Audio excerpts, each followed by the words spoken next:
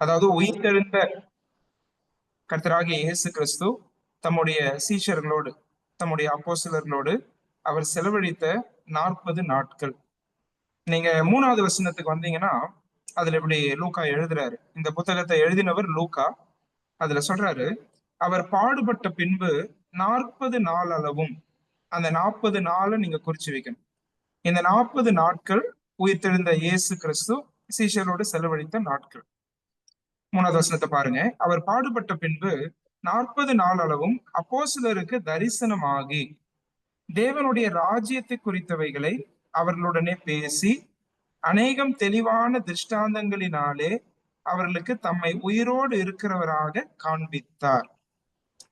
ஒரு ஊழியத்துக்கு ஒருவரை கர்த்தர் அழைக்கும் போது, அதாவது கர்த்தருடைய ஊழியத்துக்கு ஒரு மனிதனை ஆண்டவர் அழைக்கும் போது அவரை தேவன் ஆயத்தப்படுத்தக்கூடியவராய் இருக்கிறார். அந்த ஆயத்தம் ஊழியத்துக்கு மிகவும் அவசியம். அப்போஸ்தலர் 2 அதிகாரத்திலிருந்து சபை துவங்குகிறது. அப்போஸ்தலர் 2 அதிகாரம் பெந்தேகோஸ்தே நாளின் போது சபையானது ஆரம்பமானது. அந்த சபையை ஸ்தாபிக்க கர்த்தர் யாரை பயன்படுத்தினார் என்று கேட்டால் அப்போஸ்தலர்களை பயன்படுத்தினார். எருசலேமிலே மட்டுமல்ல, அப்போஸ்தலர் 1:8 நம்ம வாசிக்கிறது போல எருசலேமிலே, யூதேயா முழுவதிலும், சமாரியாவிலே, அதுக்கு பிறகு ரோமாபுரி வரைக்கும். நீங்க அப்போஸ்தலர் 28 அதிகாரத்துக்கு வந்தீங்கன்னா ரோமாபுரியில பவுல் இருக்கிறார். அப்ப அது வரைக்கும் பல இடங்களிலே தேவன் தமது சபைகளை ஸ்தாபித்தார். அந்த சபைகளை ஸ்தாபிக்க அப்போஸ்தலர்களை பயன்படுத்த போகிறார். 2 அதிகாரத்துலதான் அது ஆரம்பமாகிறது. அதற்கு முன்பதாக இந்த 40 நாட்கள் அவர்களுக்கான ஒரு ஆயத்த நாட்களாக நான் இதை பார்க்கிறேன். உங்களுக்கு ஞாபகம் இருக்கா? பழைய ஏற்பாட்டுல நம்ம நியாயப்பிரமாணத்தை பத்தி வாசிக்கும் போது தேவன் மோசேயை தம்மோடு கூட 40 நாட்கள் சீனாய் மலையிலே வைத்துக் கொண்டார். அதுக்கு பிறகுதான் இஸ்ரவேல் மக்களுக்கு நியாயப்பிரமாணத்தை கொடுத்து அனுப்புகிறார். அந்த 10 கட்டளைகளை எல்லாம் மோசே சுமந்து வருகிறதை நம்ம படிக்க முடிகிறது. ஆண்டவர் இயேசு கிறிஸ்துவை நாம் எடுத்துக்கொள்ளும் போதும் கூட அவருடைய பகிரங்க ஊழியத்திற்கு அவர் வருவதற்கு முன்பாக, அந்த ஊழியத்தை துவங்குவதற்கு முன்பாக 40 நாட்கள் வனாந்திரத்திலே அவர் பாவமற்றவர் என்பதை தேவன் நிரூபித்தார். பல சோதனைகள் நாம படிச்சிருக்கிறோம். இது நமக்கு தெரியாத பகுதி இல்ல. சாத்தானால் அவர் சோதிக்கப்பட்டார். பரிசுத்த ஆவியினாலதான் அந்த வனாந்திரத்துக்கு கொண்டு போகப்பட்டார். அந்த சோதனைகள் எல்லாம் இயேசு கிறிஸ்து மேற்கொண்டார். அதுவும் கூட ஆண்டவர் இயேசு கிறிஸ்துவுக்கு ஒரு விதமான ஆயத்த நாட்கள் தான். அந்த 40 நாட்களுக்கு பிறகு பரிசுத்த ஆவியானவருடைய வல்லமையோடு கூட அவர் ஊழியத்துக்கு வருவதை நாம் பார்க்கிறோம். இப்போ நியாயப்பிரமாணத்தை கொடுக்கும் போது அங்க மோசேயை தம்மோடு கூட தேவன் வைத்துக் கொண்ட அந்த 40 நாட்கள், அதே போல ஆண்டவர் இயேசு கிறிஸ்து தம்முடைய பகிரங்க ஊழியத்தை துவங்குவதற்கு முன்பாக வனாந்திரத்தில இருந்த அந்த 40 நாட்கள், இங்க அதே போல பார்க்கும்போது சபை என்னும் ஒரு புதிய அமைப்பை தேவன் இங்கே துவங்க போகிறார். சபை என்னும் அந்த உயிருள்ள அமைப்பு, அது ஆண்டவருடைய அனந்த ஞானம். அந்த திருச்சபையை இந்த பூமியிலே ஸ்தாபிக்க போகிறார். இனி இந்த சபையை கொண்டு தம்முடைய நோக்கங்களை அவர் நிறைவேற்ற போகிறார். இப்ப அந்த சபையை துவங்குவதற்கு முன்பாக அதை யாரை கொண்டு துவங்க போகிறாரோ அவர்களை கர்த்தர் தயார்படுத்தும் நாட்கள் தான் இந்த 40 நாட்கள். சரியா? உங்களுக்கு எல்லாருக்கும் புரியுது நான் நம்புறேன். இந்த 40 நாட்கள் அப்போஸ்தலர்களுக்கான ஒரு ஆயத்த நாட்களாய் இருந்தது. They were prepared by the Lord Jesus Christ. ஆண்டவர் இயேசு கிறிஸ்து அவர்களை தயார்படுத்தினார், அவர்களை ஆயத்தப்படுத்தினார். இந்த 40 நாட்கள் இவர்களுடைய வாழ்க்கையில மிகவும் முக்கியம் வாய்ந்ததா இருந்தது. பாருங்க, இந்த அப்போஸ்தலர்களை யோசிச்சு பாருங்க. இந்த 40 நாளுக்கு முன்னாடி அவங்க எப்படி இருந்தாங்கன்னு நம்ம எல்லாருக்கும் தெரியும். இவர்களிடத்துல பல தோல்விகள் இருந்தது, பயங்கள் இருந்தது, சந்தேகங்கள் இருந்தது, பலவிதமான குறைபாடுகள் இருந்தது. இதெல்லாம் பைபிளை நம்ம புரிஞ்சுக்க முடியுது. நமக்கு ஞாபகம் இருக்கு இல்லையா? கெத்செமனே தோட்டத்துல இந்த அப்போஸ்தலர்கள் தான் இயேசு கிறிஸ்துவை விட்டு ஓடி போனவர்கள். அவரோடு கூட நம்மளை அடையாளப்படுத்தினால் நமக்கும் பாடுகள் வந்து விடுமோ என்று சொல்லி பயந்து அவரை விட்டு ஓடி போன அப்போஸ்தலர்கள் தான். இந்த 11 அப்போஸ்தலர்கள்ல அவரை மறுதலித்தவர் இருக்கிறார், சந்தேகப்பட்டவர் இருக்கிறார். யோவான் 21 தேவ சித்தத்தை விட்டு வெளியே சென்ற அந்த 7 பேரும் இதில் இருக்கிறார்கள். இப்படி இந்த கூட்டத்தை நாம் பார்க்கும்போது, இந்த அப்போஸ்தலர்களை பற்றி பார்க்கும்போது, அவர்கள் தோல்வி அடைந்தவர்கள் தான், அவர்கள் சாதாரண மக்கள் தான், தைரியம் இழந்து பயந்து காணப்பட்டிருந்தவர்கள் தான். யோவான் 20 அந்த பயத்தினால ரூம் எல்லாம் பூட்டிட்டு அந்த ரூமுக்குள்ளதான் அவங்க இருக்கிறாங்க இல்லையா, வெளியே போறதுக்கு பயப்படுறாங்க. தோமாவை நம்ம படிக்கும் போது, நான் தொட்டு பார்த்தால் வழியே நான் நம்ப மாட்டேன்னு சொல்றேன். அப்படிப்பட்ட சந்தேகங்கள்லாம் இருந்தது. அப்ப இப்படிப்பட்ட ஒரு கூட்டம் தான். இந்த கூட்டத்தை கர்த்தர் பலப்படுத்தி, சீர்படுத்தி, ஸ்திரப்படுத்தி, அவர்களை ஆயத்தப்படுத்தி தம்முடைய ஊழியத்தை நிறைவேற்ற போகிறார் என்று சொன்னால், இது நமக்கெல்லாம் மிகவும் ஆச்சரியமான ஒரு விஷயம். அருமையான சகோதரி பாடும் போதும் கூட அப்படிப்பட்ட வரிகளை வைத்துதான் அவர்கள் பாடினார்கள். நம்ம எல்லாம் தோல்வியுற்றவர்கள் தான். ஆனால் கர்த்தருடைய பெரிதான ஒரு திட்டத்தை இந்த தோல்வி அடைந்த சாதாரணமான அப்பிரயோஜனமான மக்களை கொண்டு அவர் நிறைவேற்றுகிறார் என்று சொன்னால், அது நமக்கு கிடைத்திருக்கிற மிகப்பெரிய பாக்கியம். சரியா? சபைக்கு கிடைத்திருக்கிற மிகப்பெரிய பாக்கியம் கிறிஸ்துவுக்காக சாட்சி பகிர்வது, கிறிஸ்துவுக்காக நிற்பது, கிறிஸ்துவை உயர்த்தி காண்பிப்பது, சத்தியத்துக்கு தூணும் ஆதாரமுமாய் சபை விளங்குவது. அதுக்காக தான் சபையை கர்த்தர் தெரிந்தெடுத்திருக்கிறார். இந்த 12 அப்போஸ்தலர்கள் இந்த சபையை துவங்குவதற்கு முன்பாக அவர்கள் தைரியமாய் நின்று பிரசங்கம் பண்ண போகிறார்கள். அதற்கு முன்பாக இந்த 40 நாட்கள் ஆயத்தம் அவர்களுக்கு தேவைப்பட்டது. பிரியமானவர்களே, இந்த 40 நாட்கள் என்ன செய்தார்கள்? இந்த 3வது வசனத்துல படிக்கும் போது நமக்கு புரிஞ்சிருக்கும். ஆண்டவர் இயேசு கிறிஸ்து முதலாவது தம்மோடு கூட அவர்களை வைத்துக் கொள்ளுகிறார். அவ்வளவுதான். உயிர்த்தெழுந்து வந்தாரு. எல்லா பலவிதமான திருஷ்டாந்தங்களினாலே நம்ம அங்க படிக்கிறோம். தம்மை தெளிவாக இல்லையா, தெளிவான திருஷ்டாந்தங்களினாலே தம்மை உயிரோடு இருக்கிறவராக காண்பித்தார். He was just showing himself that I am the same Jesus who resurrected now. இப்பொழுது உயிர்த்தெழுந்து வந்திருக்கிற அதே இயேசு நான் தான் என்று சொல்லி அவர்களுக்கு தெளிவாய் திருஷ்டாந்தங்கள் மூலமாய் தம்மை காண்பிக்கிறார். ஆண்டவர் இயேசு கிறிஸ்துவோடு நேரம் செலவழித்து அவரை நேசிக்கிற ஒருவரால தான் அவருடைய சித்தத்தை நிறைவேற்ற முடியும். இந்த அப்போஸ்தலர்கள் அவரோடு கூட இருக்க வேண்டியது அவசியமா இருந்தது. அவரோடு உள்ள உறவில பலப்பட வேண்டியது இந்த அப்போஸ்தலர்களுக்கு அவசியம் தேவைப்பட்டது. அவரோடு கூட நேரம் செலவழித்து அவராலே பலப்பட வேண்டியது அவர்களுக்கு அவசியம் தேவைப்பட்டது. இது கிறிஸ்தவ வாழ்க்கையில ரொம்ப முக்கியம். ஆண்டவர் நாம் என்ன செய்கிறோம் என்பதை காட்டிலும் நாம் எப்படிப்பட்டவர்களாய் இருக்கிறோம் என்பதில் அதிக கரிசனை உள்ளவராய் இருக்கிறார். நான் அந்த வரியை மறுபடியும் சொல்றேன். ஆண்டவர் நாம் என்ன செய்கிறோம் என்பதை காட்டிலும் நாம் எப்படிப்பட்டவர்களாய் இருக்கிறோம், எப்படிப்பட்ட வாழ்க்கை வாழுகிறோம், எப்படிப்பட்ட நெருக்கமான உறவு அவரோடு கொண்டு இருக்கிறோம், எப்படி அவரை நேசிக்கிறோம், அதில் அதிக கரிசனை உள்ளவராய் இருக்கிறார். அவரை நேசிக்கிறவங்களுக்கு வேலை கொடுப்பார். சரியா? நீங்க அவரை நேசிச்சு பாருங்க, உங்களுக்கும் வேலை கொடுப்பார். அவரை நேசிக்கிறவர்களுக்கு தான் வேலை. இந்த அப்போஸ்தலர்களை தம்மோடு கூட வைத்துக் கொள்ளுகிறார். இந்த 40 நாட்கள் வேற ஒன்றும் செய்யல, தம்மை காண்பிக்கிறார். அவ்வளவுதான். அவர்களோடு பேசுகிறார் இல்லையா? நீங்க மார்க் 3 வசனத்துக்கு வந்தீங்கன்னா, இந்த அப்போஸ்தலர்களை ஆண்டவர் தெரிந்து கொள்ளும் போது எதற்காக தெரிந்து கொண்டார் என்று 2 காரணங்களை மார்க் எழுதுகிறார். மார்க் 3 அதனுடைய 14 வசனம். Mark chapter 3 verse 14. அந்த 14வது வசனத்துல 2 காரணங்களை நான் காண்பிக்க போறேன். அப்பொழுது அவர் 12 பேரை தெரிந்து கொண்டு, முதல் காரணத்தை பாருங்க, அவர்கள் தம்மோடு கூட இருக்கவும். அதை கவனிச்சீங்களா? To be with him. அவர்கள் தம்மோடு கூட இருக்கவும். சரியா? ஆண்டவர் அவரோடு கூட வைத்துக் கொள்ளதான் அவர்களை தெரிந்து கொண்டார். அதுதான் முதல் காரணம். 2வது என்ன வாசிக்கிறோம்னா, பிரசங்கம் பண்ணும்படிக்கு. கவனிச்சீங்களா? பிரசங்கம் பண்ணும்படிக்கு அவர்களை அனுப்பவும். அது 2வது. எது முதல்ல வருது பாருங்க. ஆண்டவரோடு அவர்களை வைத்து கொண்டார். இயேசு கிறிஸ்துவோட தான் இருந்தாங்க, இயேசு கிறிஸ்துவோட தான் தூங்கினாங்க, கர்த்தராகிய இயேசு கிறிஸ்துவோடு தான் சாப்பிட்டாங்க, அவரோடு தான் நடமாடினாங்க, அவரோடு இணைந்துதான் ஊழியம் செஞ்சாங்க, அவரை கற்றுக்கொண்டாங்க, அவரை நேசிச்சாங்க. சரியா? அந்த உறவு மிகவும் முக்கியம் பிரியமானவர்களே. Many times we leave out the basics இல்லையா? அடிப்படை விஷயமே வேதத்தை படிப்பதும் ஜெபிப்பதும் தான். ஆண்டவரை நேசிக்கிற ஒரு வாழ்க்கை தான். பரிசுத்தமா ஜீவிப்பதுதான். அநேக நேரங்கள்ல இந்த அடிப்படையை நம்ம விட்டு விடுகிறோம். ஆண்டவருக்காக நாம ஏதாவது செய்யணும்னு நினைப்பது ரொம்ப அவசியம், ரொம்ப முக்கியம். அதற்கு சமமான முக்கியத்துவம் அவரை நேசிப்பதற்கு நாம் கொடுக்க வேண்டும். அவரோடு உள்ள உறவிலே பலப்படுவதற்கு கொடுக்க வேண்டும். இது இந்த அப்போஸ்தலர்களுக்கு தேவைப்பட்டது. பலவீனமான அப்போஸ்தலர்களுக்கு தேவைப்பட்டது. அவரோடு கூட வைத்துக் கொள்ளுகிறார். முன்னாடியும் இப்படிதான், இப்பயும் இப்படிதான்.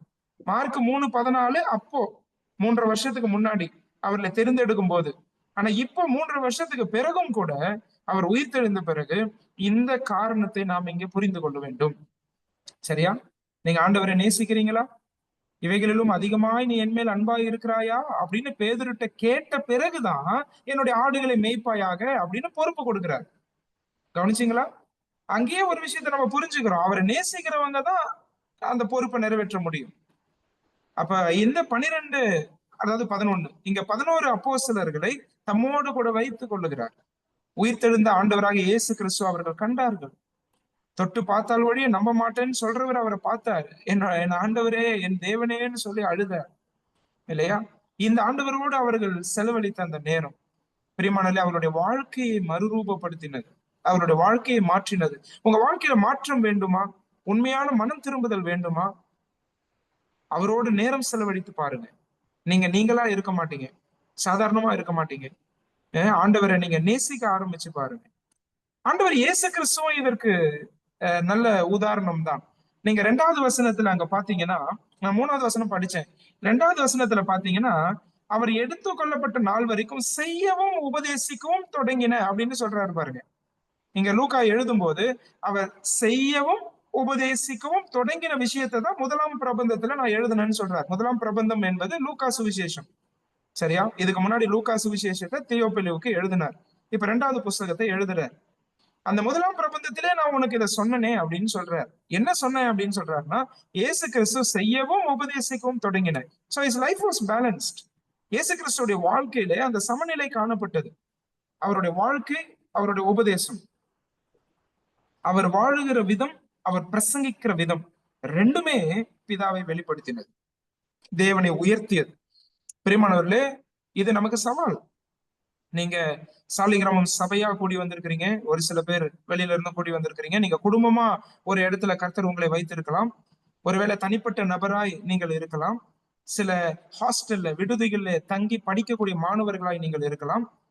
ஒருவேளை தொழில் செய்யக்கூடியவர்களாய் இருக்கலாம், சில வேலை செய்யக்கூடியவர்களாய் இருக்கலாம், ஊழியக்காரராய் இருக்கலாம், சபையை நடத்தக்கூடியவர்களாய் இருக்கலாம்.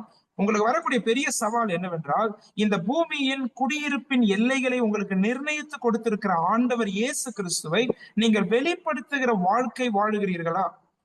அதுதான் ரொம்ப முக்கியம். உங்களுடைய வாழ்க்கையிலே ஆண்டவர் இயேசு கிறிஸ்து வெளிப்படுகிறாரா? அதே போல உங்களுடைய வாயின் அறிக்கையினாலும் இயேசு கிறிஸ்து வெளிப்பட வேண்டும். நம்முடைய வாழ்க்கை, நம்முடைய ஊழியம். சரியா? இது ரெண்டுமே ரொம்ப முக்கியம். நீங்க கொலோசியர் 4ஆம் அதிகாரத்துக்கு வந்தீங்கன்னா, அப்போஸ்தலனாகிய பவுல் அங்க உள்ள விசுவாசிகளுக்கு எழுதும் போது இந்த விஷயத்தை ஞாபகப்படுத்துறாரு.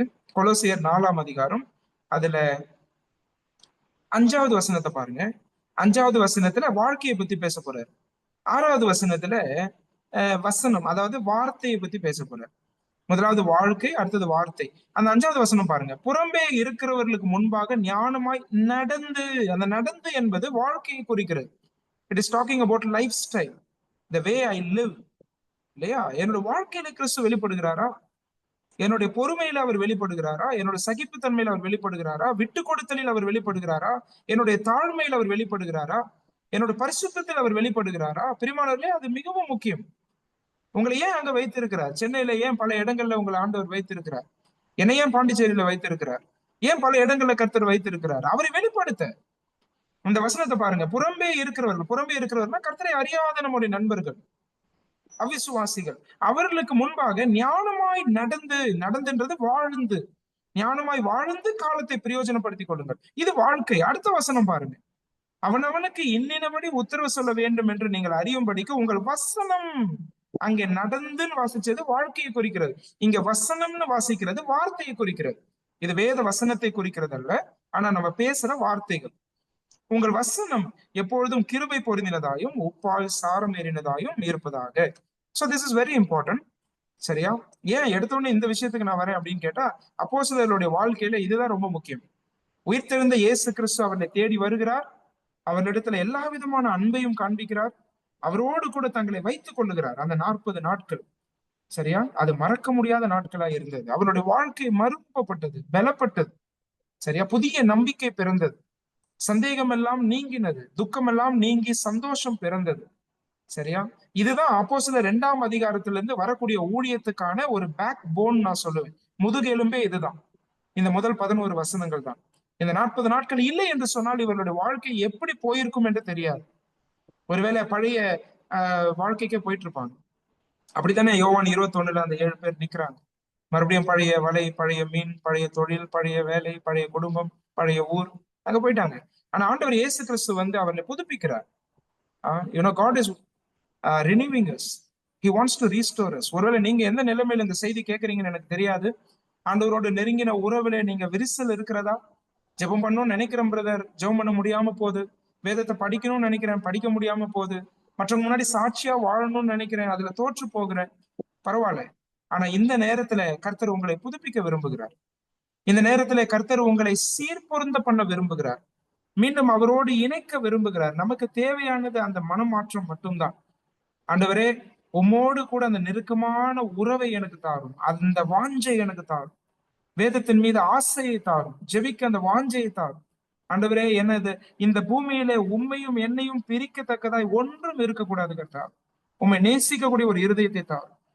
பெரியமானவர்களே, உண்மையாய் இருதயத்திலிருந்து இதை நீங்கள் சொல்லுவீர்களானால் கர்த்தரை நேசிக்கக்கூடிய கிருபையை ஆண்டவர் உங்களுக்கு தருவார். அவரை நேசிக்க நேசிக்க உங்களுக்கு வேலையும் கொடுப்பார். இந்த அப்போஸ்தலர்களுக்கு வேலையும் கொடுத்தார். சரியா? அவங்க செய்த வேலை தான் அப்போஸ்தலர் 2ஆம் அதிகாரத்துல. ரொம்ப முக்கியமான ஒரு விஷயம் இங்க இருக்கு. 3வது வசனத்துக்கு நீங்க மறுபடியும் வந்தீங்கன்னா, அந்த உயிர்த்தெழுந்த ஆண்டவர் இயேசு கிறிஸ்து அவர் வந்து தம்மை காண்பிக்கிறார். சரியா? இதுக்கு பிறகு நீங்க பாத்தீங்கன்னா, அப்போஸ்தலர்கள் 2ஆம் அதிகாரத்துல இருந்து அப்போஸ்தலர்களுடைய பிரசங்கத்தை நீங்க கவனித்து பாத்தீங்கன்னா, அதனுடைய முக்கியமான மைய கருத்து என்னவா இருந்தது என்றால் இயேசு கிறிஸ்துவினுடைய உயிர்த்தெழுதல் தான். நீங்க அப்போஸ்தலர் 2ஆம் அதிகாரத்துக்கு வாங்க. அப்போஸ்தலர் 2ஆம் அதிகாரத்துல ஒரு வசனத்தை உங்களுக்கு காமிச்சு கொடுக்குறேன். 32வது வசனம் பாருங்க. அப்போஸ்தலர் 2:32, ஆக்ட்ஸ் 2:32. இந்த இயேசுவை தேவன் எழுப்பினார், இதற்கு நாங்கள் எல்லாரும் சாட்சிகளாய் இருக்கிறோம். கவனிச்சீங்களா? நாங்கள் எல்லாரும் சாட்சிகளாய் இருக்கிறோம். அப்போஸ்தலர் 10ஆம் அதிகாரத்துக்கு வாங்க. அங்க புறஜாதிகளுக்கு வார்த்தை போகுது. கொர்நேலியோடைய வீட்டுல அங்க அவங்க ரட்சிக்கப்படுறாங்க. அப்ப அந்த இடத்துல இதே மாதிரி வாசிக்கிறோம். அப்போஸ்தலர் 10:40-41 பாருங்க. Acts 10:40 and 41. 40ஆம் வசனத்துல சொல்றார், 3ஆம் நாளிலே தேவன் அவரை எழுப்பி பிரத்யட்சமாய் காணும்படி செய்தார். யாருக்கு? 41வது வசனம் பாருங்க. ஆயினும் எல்லா ஜனங்களுக்கும் பிரத்யட்சமாகும்படி செய்யாமல் அவர் மரித்தோரிலிருந்து எழுந்த பின்பு அவரோடே புசித்து குடித்தவர்களும் தேவனால் முன்பு நியமிக்கப்பட்ட சாட்சிகளுமாகிய எங்களுக்கு பிரத்யட்சமாகும்படி செய்தார். எங்களுக்கே அப்படின்னு சொல்றாரு. இந்த 40 நாட்களை தான் ஞாபகம் வச்சு சொல்றாரு. சரியா? அவர் உயிர் தெழுந்து எங்களுக்கு அவரை காண்பித்தார். அதை மறக்கவே இல்லைல்ல. கடைசி வரைக்கும் அதை சீசனால எப்படி மறக்க முடியும்? பாருங்க, அவர் மரிக்கிறதற்கு முன்பாக எத்தனையோ முறை உயிர்த்தெழுதலை பத்தி பேசினார். ஆண்டவர் இயேசு கிறிஸ்து மனுஷகுமாரன் இப்படி எல்லாம் பிடிக்கப்படுவார், இப்படி எல்லாம் கொல்லப்படுவார், 3ஆம் நாளில் உயிர் தெழுவார் அப்படின்னு சொன்னது இவங்களுக்கு ஒண்ணுமே விளங்கல. சரியா? அந்த உயிர்த்தெழுதலை பத்தி அவங்களுக்கு புரிஞ்சுக்க முடியல. அவங்களுடைய கண்கள் திறக்கப்படல. ஆனா இப்ப உயிர்த்தெழுந்த பிறகு அவருடைய கண்கள் திறக்கப்படுகிறது. அவங்க கொடுத்த எல்லா செய்தியினுடைய சாராம்சம், அதனுடைய மைய கருத்து இயேசு கிறிஸ்துவனுடைய உயிர்த்தெழுதலாய் இருந்தது. அவங்க கொடுத்த பிரசங்கத்தின் கருத்து மட்டும் இயேசு கிறிஸ்துவனுடைய உயிர்த்தெழுதல் அல்ல, அவர்கள் வாழ்ந்த வாழ்க்கையும் கூட இயேசு கிறிஸ்துவின் உயிர்த்தெழுந்த வல்லமையினால் வாழ்ந்தார்கள். இதுதான் ரொம்ப முக்கியம். நீங்க வாழக்கூடிய வாழ்க்கையும் இயேசு கிறிஸ்துவனுடைய உயிர்த்தெழுதலின் வல்லமையை வெளிப்படுத்த வேண்டும். நீங்க பிரசங்கிக்கிற பிரசங்கமும் அவருடைய உயிர்த்தெழுதலை வெளிப்படுத்த வேண்டும். கவனிச்சீங்களா? they were living in the resurrected power of Christ. அதுக்காக தான் ஆண்டவர் உங்களை என்னையும் தெரிந்து கொண்டிருக்கிறார் தெரியுமா? உங்களை என்னையும் ஆண்டவர் தெரிந்து கொண்டிருக்கிறது எதுக்குன்னா, இயேசு கிறிஸ்து உயிர்த்தெழுந்தாரே அந்த வல்லமையிலே வாழுவதற்காக. உங்களை கோபப்படுத்துறாங்களே அந்த நேரத்துல பொறுமையா போவதற்கு உங்களுக்கு என்ன தேவை தெரியுமா? இயேசு கிறிஸ்துடைய உயிர்த்தெழுதலின் வல்லமை வேண்டும். பரிசுத்தத்துக்கு போராடிட்டு இருக்கிறீங்களே அந்த நேரத்துல பாவத்தை மேற்கொள்ள உங்களுக்கு என்ன வேணும் தெரியுமா? உயிர்த்தெழுதலின் வல்லமை வேண்டும். சுவிசேஷத்தை அறிவிக்கிறீங்களே அந்த நேரத்துல மக்கள் ரட்சிக்கப்பட என்ன வேண்டும் தெரியுமா? இயேசு கிறிஸ்துவின் உயிர்த்தெழுதலின் வல்லமை வேண்டும். 1:8 அதை சொல்றாரு இல்லையா? அப்போஸ்தலர் 1:8 சொல்றாரு, பரிசுத்த ஆவி உங்களிடத்தில் வரும்போது நீங்கள் பலனடைந்து இந்த ஊர்கள் எல்லாம் சாட்சிகளா இருப்பீங்க. இந்த பலன் இல்லைன்னா நீங்க எனக்கு சாட்சிகளா இருக்க முடியாது. அந்த பலன் என்ன பலன்? ஆவியானவர் கொடுக்கிற பலன் என்ன பலன்? ஆவியானவர் கொடுக்கிற ஆற்றல், சத்துவம், வல்லமை, பலன் அது என்னவா இருக்கிறது என்று கேட்டால் இயேசு கிறிஸ்துவின் உயிர்த்தெழுந்த வல்லமை. இயேசு கிறிஸ்து உயிர்த்தெழுந்தார் எப்படிப்பா? அதுக்கு ஏதாவது ஆதாரம் இருக்கா அப்படின்னு கேட்டா நீங்க என்ன சொல்லுவீங்க? நிறைய ஆதாரங்கள்லாம் நம்ம சொல்லுவோம் இல்லையா? திறக்கப்பட்ட கல்லறை அப்படின்னுவோம். சரி, அந்த 500க்கும் மேற்பட்டவர்களுக்கு அவர் தரிசனமானார் அப்படின்னு சொல்லுவோம். ஒரு தூதன் வந்து சொன்னாரு, அவர் ஏன் இங்க தேடுறீங்க? அவர் உயிர்த்தெழுந்தார் அப்படின்னு தூதர்களுடைய சாட்சியை சொல்லுவோம். இதெல்லாம் நல்லதுதான். ஆனா யாராவது முதல்ல இப்படி சொல்லுவீங்களா? அவர் உயிர்த்தெழுந்தான்றதுக்கு நான் தான் சாட்சி அப்படின்னு சொல்லுவீங்களா? அவர் உயிர்த்தெழுந்தான்றதுக்கு நான் தான்ப்பா சாட்சி, என் வாழ்க்கையை மாத்தி இருக்கிறார். எதெல்லாம் போராடிட்டு இருந்தாலும் அந்த பாவத்தை இன்னைக்கு ஈஸியா மேற்கொள்ள முடியுது. எதை விட முடியாம இருந்தாலும் அதை விட முடியுது. நேசிக்க முடியாதவர்ல நேசிக்க ஆரம்பிச்சுட்டேன். மன்னிக்க முடியாதவர்ல மன்னிக்க ஆரம்பிச்சுட்டேன். அங்கதானே கிறிஸ்துவின் வல்லமை தேவை. கிறிஸ்துவின் உயிர்த்தெழுந்த வல்லமையில நீங்கள் வாழுகிறீர்களா? அவருக்கு சாட்சியாய் விளங்குகிறீர்களா? அப்ப இந்த அப்போஸ்தலரோடு உயிர்த்தெழுந்த கிறிஸ்து வந்து நேரம் செலவழிக்கும் போது 2 விதத்தில் அவருடைய வாழ்க்கை மாறினது. ஒண்ணு, உயிர்த்தெழுதலின் வல்லமையிலே அவர்கள் வாழ துவங்கினார்கள். அடுத்தது, உயிர்த்தெழுதலை சாட்சி பகிர்ந்தார்கள். இயேசு கிறிஸ்து உயிர்த்தெழுந்தார் என்பதை அவருடைய பிரசங்கத்திலே வந்த அந்த மைய கருத்து, அந்த பிரசங்கத்திலே கொண்டு வந்த சாராம்சமே resurrection of the Lord Jesus Christ. இயேசு கிறிஸ்து நமது பாவங்களுக்காக மரித்தார். இதை பிதாவானவர் அங்கீகரித்தார். அதற்கான ஆதாரம் தான் கிறிஸ்துவின் உயிர்த்தெழுதல். What is the evidence that God the Father accepted the sacrifice of Christ? The resurrection of Jesus Christ is the evidence. உயிர்த்தெழுதல் தான் அதுக்கான ஆதாரம். சரியா? இதை முதல்ல நம்ம நல்லா கத்துப்போம். நம்முடைய வாழ்க்கையை பேசட்டும். உயிர்த்தெழுந்த கர்த்தராகிய இயேசு கிறிஸ்துவோட வல்லமையில வாழ நம்ம கற்றுக்கொள்வோம். அவரோடு நெருங்கிய அந்த உறவை நம்ம கற்றுக்கொள்வோம். ஒவ்வொரு நாளும் அவரை நேசிப்போம். சரியா? அப்ப உயிர்த்தெழுந்த இந்த ஆண்டவராகிய இயேசு கிறிஸ்து இவரிடத்துல வராரு. தம்மை உயிரோடு இருக்கிறவராக காண்பிக்கிறார், பேசுகிறார், நேரம் செலவழிக்கிறார். இது மூலமா அவரோட வாழ்க்கை மாறுகிறது. அடுத்தது ஒரு முக்கியமான விஷயத்த சொல்றாரு.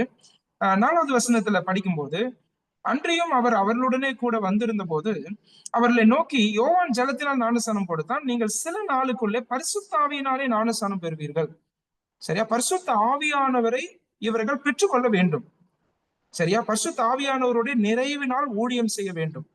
இவர்களுடைய ஊழியம் கிறிஸ்துவை வெளிப்படுத்த வேண்டும் என்றால் அதுக்கு பரிசுத்த ஆவியானவருடைய நிறைவு அவசியம். சரியா? சில நாளைக்குள்ளே அப்படின்னு நீங்க சொல்றாரு. இந்த 40 நாளுக்கு பிறகு 10 நாட்கள் அவர்கள் காத்திருக்கிறாங்க. நீங்க 12வது வசனத்துல வந்து படிச்சு பாத்தீங்கன்னா, அங்க அந்த ஒலிவ மலை அப்படின்னு வாசிப்போம். அந்த ஒலிவ மலையில இருந்தா கிறிஸ்து பரமேறி செல்லுகிறார். அதுக்கு பிறகு அப்படியே எருசலேமுக்கு போறாங்க. அதெல்லாம் 12வது வசனத்துல நம்ம படிக்க முடியும். அந்த எருசலேம்ல போய் 10 நாள் அவங்க காத்திருக்க போறாங்க. அந்த 10 நாளைக்கு பிறகுதான் பரிசுத்த ஆவியானவரை அவர்கள் பெற்றுக்கொள்ளுகிறார்கள். அப்போஸ்தலர் 2ஆம் அதிகாரத்துல அதை படிக்கிறோம். ஏன்னா பரிசுத்த ஆவியானவர் இல்லாம இவங்க கிறிஸ்துவை சாட்சி பகிர முடியாது. பரிசுத்த ஆவியானவருடைய வல்லமை இல்லாமல் இவருடைய தோல்வி எல்லாம் ஜெயமாய் மாற முடியாது. சரியா? நான் ஏற்கனவே சொன்னேன், உயிர்த்தெழுதலை பத்தி பலமுறை இயேசு கிறிஸ்து பேசினாலும் அவங்க புரிஞ்சுக்க முடியலன்னு சொன்னேன். இப்ப எப்படி புரியுது? அப்போஸ்தலர் 2ல இருந்து எப்படி அது புரியுது? எப்படி அதை சாட்சி பகிர்றாங்க அப்படின்னு கேட்டா, ஆவியானவர் தான் அதுக்கு காரணம். ஆவியானவருடைய வல்லமையில் உங்களுடைய சபை இயங்குகிறதா? அவருடைய வழிநடத்துதலில் உங்களுடைய சபை இயங்குகிறதா? ரொம்ப முக்கியம், ரொம்ப முக்கியம். ஒருவேளை சாலிகிராம சபைக்கு மட்டுமல்ல, எங்களுடைய பெத்தேல் சபைக்கு, எல்லா சபைக்கும் இது பொருந்தும். இன்னைக்கு மனிதர்களுடைய யோசனையிலும் மனிதர்களுடைய யுக்திகளிலும் அவர்களுடைய செயல் திட்டங்களிலும் சபை இயங்கினால் அது கிறிஸ்துவை வெளிப்படுத்த முடியாது. அங்கே ஆண்டவர் எதிர்பார்க்கிற எண்ணங்கள் நிறைவேறாது. சரியா? ஆனா பரிசுத்த ஆவியானவருடைய வழிநடத்துதல் அவசியம். இதை ஏற்கனவே ஆண்டவர் சொன்னார். இப்ப இங்க சொல்றாரு, நீங்க சில நாளைக்குள்ளே பரிசுத்த ஆவியினாலே ஞானஸ்நானம் பெறுவீர்கள். அடுத்தது 5வது வசனத்துல சொல்றாரு, பிதாவின் வாக்கு தத்தம் நிறைவேற காத்திருங்கள் சொல்றாரு. பிதாவின் வாக்கு தத்தம் என்பது ஆவியானவர் தான். ஆவியானவரை இவர்கள் பெற்றுக்கொள்ள போகிறார்கள் என்பதை பிதா வாக்கு தத்தம் கொடுத்திருந்தார். ரெண்டுமே ஒண்ணுதான். 4வது வசனத்துல ஆவியானவரை பத்தி தான் சொல்றாரு. 5வது வசனத்திலும் ஆவியானவரை பத்தி தான் சொல்றாரு. அதை பெற்றுக்கொள்ள போகிறார்கள் அப்படின்னா இது வரைக்கும் பெற்றுக்கொள்ளல. அதே போல 8வது வசனத்திலும் ஃபியூச்சர் டென்ஸ்ல தான் சொல்றாரு, பரிசுத்த ஆவி உங்களிடத்தில் வரும்போது அப்படின்றார். இதை ஏற்கனவே ஆண்டவர் சொல்லி இருந்தார். யோவான் 20ஆம் அதிகாரத்துல நீங்க வந்தீங்கன்னா ஒரு பேஜ் முன்னாடி வாங்க. யோவான் 20ஆம் அதிகாரத்தினுடைய 21வது வசனத்துல அதனுடைய பிற்பகுதியில ஒரு கட்டளையை கொடுக்கிறார். யோவான் 20:21. அதுல பிற்பகுதி மட்டும் வாசிக்கிறேன். பிதா என்னை அனுப்பினது போல நானும் உங்களை அனுப்புகிறேன். சரியா? இதான் அந்த கிரேட் கமிஷன், அந்த பெரிதான கட்டளை. மத்தேயு, மார்க்கு, லூக்கா, யோவான் எல்லாமே அவங்களுடைய ஸ்டைல்ல அதை எழுதி வச்சிருக்கிறாங்க. சரியா? இதுதான் அந்த கிரேட் கமிஷன். பிதா என்னை அனுப்பினது போல நானும் உங்களை அனுப்புகிறேன்னு சொல்ற இயேசு கிறிஸ்து அடுத்த வசனத்துல என்ன செய்யறாருன்னு பாருங்க. 22வது வசனம், அவர்கள் மேல் ஊதி பரிசுத்த ஆவியை பெற்றுக்கொள்ளுங்கள் அப்படின்னு சொல்றாரு. சரியா? நமக்கு நல்லா தெரியும், இந்த இடத்துல ஆண்டவர் இயேசு கிறிஸ்து இதை சிம்பாலிக்கா செஞ்சிருந்தாலும் அவங்க பரிசுத்த ஆவியை பெற்றுக்கொள்ளல. சரியா? அவர்கள் மேல் ஊதுறாரு, பரிசுத்த ஆவியை பெற்றுக்கொள்ளுங்கள் சொல்றாரு. ஆனா பரிசுத்த ஆவியை அந்த சமயம் பெற்றுக்கொள்ளல. அது நமக்கு தெரியும். பரிசுத்த ஆவியானவர் அப்போஸ்தலர் 2ல தான் பெற்றுக்கொள்றாங்க. ஆனா இங்க ஏன் இதை செய்யறாரு? அப்புறம் ஏன் இதை செய்யறாரு? அவர் மேல் ஊதி பரிசுத்த ஆவியை பெற்றுக்கொள்ளுங்கள் அப்படின்னு ஏன் சொல்றாருன்னா, ஒரு விஷயத்த கத்து தரதான். பரிசுத்த ஆவி இல்லாம நீங்க ஊழியம் செய்ய முடியாது.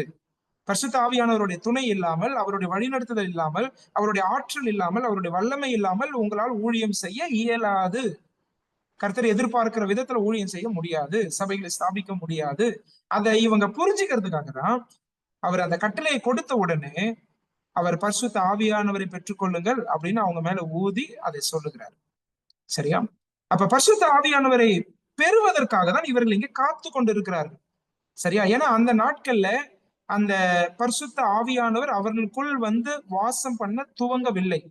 இன்னும் பரிசுத்த ஆவியானவருடைய உள்வாசத்தை இவர்கள் பெற்றுக்கொள்ளவில்லை. ஆனா இன்னைக்கு நமக்கு அப்படி இல்லை. ஏற்கனவே பரிசுத்த ஆவியானவர் நமக்குள் வாசம் பண்ணுகிறார். மறுபடியும் அவர் வரணும் வரணும் அப்படின்னு நம்ம காத்திருக்க வேண்டிய அவசியம் கிடையாது, இல்லையா? அதுக்காக காத்திருப்பு கூட்டம், அதுக்காக அக்கினி அபிஷேகம் அப்படியெல்லாம் அவசியம் கிடையாது. பரிசுத்த ஆவியானவரை ஏற்கனவே பெற்றுக்கொண்டு இருக்கிறோம். அவருடைய வல்லமைக்காக ஜெபிக்கலாம். அவரை மீண்டும் பெற்றுக்கொள்வதற்காக ஜெபிக்க வேண்டிய அவசியம் இல்லை. சரியா? அதையும் நம்ம கற்றுக்கொள்ள வேண்டியது அவசியம். நமக்குள்ளாக பரிசுத்த ஆவியானவரால் நாம் முத்திரிக்கப்பட்டிருக்கிறோம். நம்ம மீட்கப்படும் நாளுக்கென்று அப்படின்னு எபேசியர்ல வாசிக்கிறோம். நமக்குள்ளே வரக்கூடிய பரிசுத்த ஆவியானவர் மீட்கப்படும் நாள் வரைக்கும் நம்மோடு கூட இருக்கிறார், இல்லையா? இயேசு கிறிஸ்துவனுடைய வருகை வரை, அல்லது நான் மரிக்கணும் அது வரையும் அவர் எனக்குள் வாசம் பண்ணுகிறார். இன்றைக்கு நான் பரிசுத்த ஆவியானவரை காத்திருக்க வேண்டிய அவசியம் இல்லை. ஆனா இந்த அப்போஸ்தலர்களுக்கு அப்படி இல்லை. இவங்க அப்போஸ்தலர்கள், இந்த அப்போஸ்தலர்கள் பரிசுத்த ஆவியானவருடைய உள்வாசம் இவர்களிடத்துல இப்ப இருந்ததா அப்படின்னு கேட்டா இல்லை. சோ ஆண்டவர் என்ன சொல்றாருன்னா காத்திருங்கள் அப்படின்னு சொல்றாரு. சரியா? 8வது வசனத்துல அவர் வரும்போது நீங்க பலன் அடைந்து எனக்கு சாட்சிகளா இருங்கள் அப்படின்னு சொல்றாரு. சரியா? இது ரெண்டுமே ரொம்ப முக்கியம். ஆண்டவர் காத்திருங்கள் அப்படின்னு சொல்றாரு. 8வது வசனத்துல நீங்க புறப்பட்டு போங்கள்னு சொல்றாரு. எனக்கு சாட்சிகளா இருக்கணும்னா புறப்பட்டு போகணும். சரியா? நம்ம இத வாழ்க்கையில கத்துக்கணும். ஆண்டவர் எப்பொழுது நம்மை காத்திருக்க சொல்றாரோ அப்ப காத்திருக்கணும். சரியா? காத்திருக்கிற நேரம் நமக்கான ஆயத்த நேரம். காத்திருக்கிற நேரம் வீணான நேரம் அல்ல. கர்த்தருடைய நேரத்திலே நம்முடைய வாழ்க்கை செல்லுமானால் அதுல இருக்கிற திருப்தி அலாதியா இருக்கும். ஆண்டவருடைய நேரத்திலே காரியங்களை செய்வது அவசியம். சில விஷயங்களுக்காக ஜெபிச்சுட்டு இருப்போம், சில விஷயங்களை செய்யணும்னு சபையில நம்ம நினைச்சிட்டு இருப்போம். ஒருவேளை கர்த்தருடைய நேரம் இன்னும் வந்திருக்காது. அந்த நேரத்திற்காக காத்திருக்க சொல்லுகிறார் என்று சொன்னால் காத்திருக்க வேண்டும்.